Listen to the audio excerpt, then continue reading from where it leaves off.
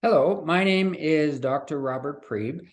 I am the creator of the vlog entitled Parks Are Like Icebergs, where I share my lived experiences of being a parks planner. What I share is essentially some of the more nuanced aspects of how park planning occurs, design, construction, programming, and maintenance.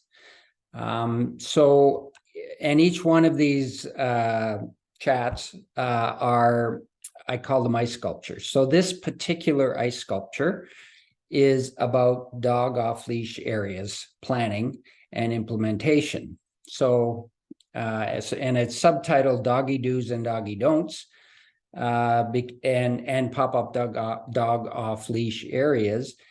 It's subtitled that way because the doggy do's and doggy don'ts are really our planning, design, and management guidelines, and the pop-up off-leash dog park discussion is basically reacting to something that's in the press. It really has been in the press for about 10 years or more, dog use of parkland for dog off-leash areas. And in Edmonton, they're piloting a 1-year program where they're creating, I think it's 10 sites or more, dog off-leash areas. So I just wanted to give some guidelines around how those can and should be, the planning of them and the implementation of them can occur, and then some final comments on the pop-up ones. So generally speaking, spoiler alert, I'm a big fan of dog off leash areas. They are controversial. My perspective is informed by basically what we want is people in our parks.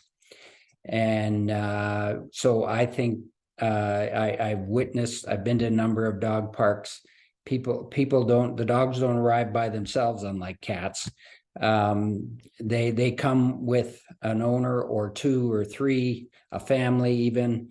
While they're out there, the family meets their neighbors, might connect with nature. So there's a huge health, they're getting some exercise as well as the dog.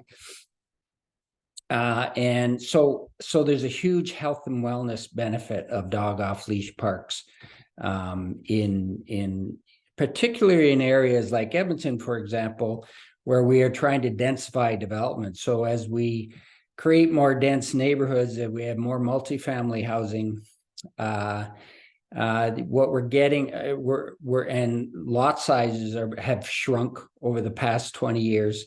So what we're getting is less private green space that you can, hang out in, kind of thing. And now so we need to replace some of that lost private space with something else. And in this case, dog off leash is one of many good uses for parkland, kind of thing.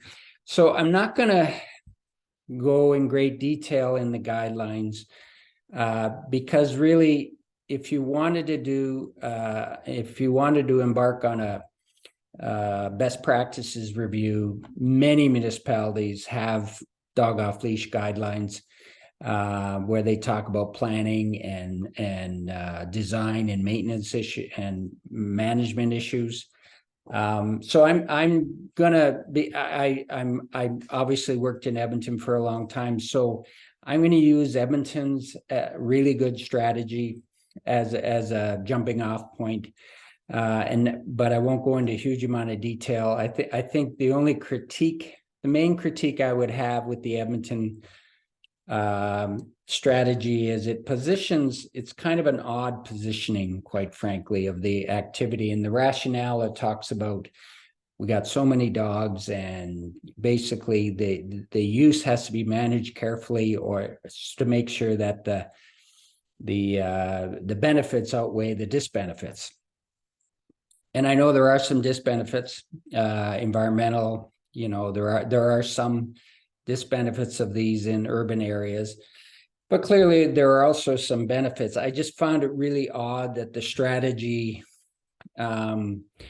was composed in that way, rather than focus on the health and wellness benefits. of the people that use the park.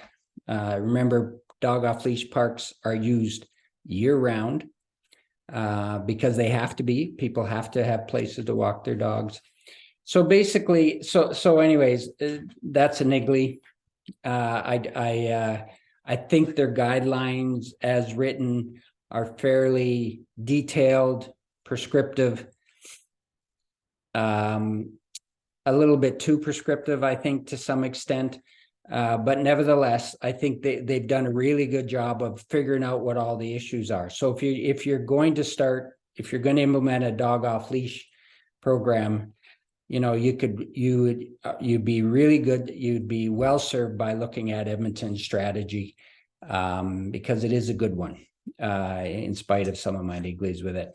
But so that's really the main thing I wanted to get across. I think some of the things that they talk about are, and they have struggled with, as I did when I was a practitioner, was kind of environmental issues in dog off leash parks. Certainly the cleanup, the poop cleanup is a big one, and certainly an interface with natural areas. I'm personally of the opinion, and I've had different perspectives voiced by different ecological planners. One would say, you know what, it's not good if you're along a ravine and there's critters in there, be they large or small mammals, rodents, whatever, to have a dog scurrying around in there is just going to upset them and chase them around and whatnot. And another one's, which I get, I understand that. But the other side of it is, well, that's what happens in nature. Like if there was no people there, there'd be critters that would be chasing each other around. So I don't think it's a deal breaker myself, but it's something clearly you need to think about in planning and designing sites. So I think one of the trip ups that we had, that I had when I was a practitioner, was we didn't have a really great. We had a pilot program that started in the mid '90s on dog off leash parks, added a bunch of sites, but we really didn't close off the pilot program. And understanding how you can add sites and understanding how sites can be deleted for whatever reason, you need to really flesh that out in a lot of detail. So that's probably the most important thing that Edmonton's guidelines give some hints about, kind of thing. The other thing that I want to mention is they talk about site monitoring and use. One of the big gaps in planning, in parks planning more broadly, is data gathering. So if you think about a roadway, when you think they're always out there counting the number of cars, the type of trips they're doing. You got how many buses, how many trucks. They got really good data, and that's in part because it's pretty easy to capture. It's not very intrusive to capture that kind of data. In a former life, actually, when I first started in planning, I was a traffic checker, and I was doing some of that work, both on cars, counting cars and bus passengers. So we don't have that same level of information on parks. So how many people use it, what time of day, what time of year, what are they doing, who are they coming with? We often do high-level strategic plans. I was the project lead of the Urban Parks Management Plan. We didn't go out and do any observation studies of parks, which I think was a miss. And the more recent ones, like Breathe in Edmonton, didn't do it either. So I think generally speaking, if you're going to do a dog off leash area and you're going to monitor it, I think it would be helpful if you actually did some observation studies where you observed what was going on. I did one when I was in Strathcona County. Look and see, how many dogs and their owners are showing up. Are they coming alone? Are they interacting with one another? Are they big dogs, small dogs? what ages are using these dog off leash areas kind of thing. So some more nitty gritty studies, I think, need to happen on parkland, but specific. And this is one example as well. We don't have a very thorough way of collecting. So with that, I won't go into more detail because I've written a lot of notes down below here. But I just wanted to touch on dog off pop-up parks. Now, pop-up parks, I think, are a really great idea. What I was talking to a counselor recently was quite excited by them, and I share his interest and his excitement for them. But I think it's to me, it goes back to what I talked about earlier. It's about how you add sites and maybe even how you delete sites down the road kind of thing. Who do you talk to? Are you talking to the community? You're talking to the community that lives around the sites? Who is informing? Who are you accessing to get an informed opinion on the existing uses of the site?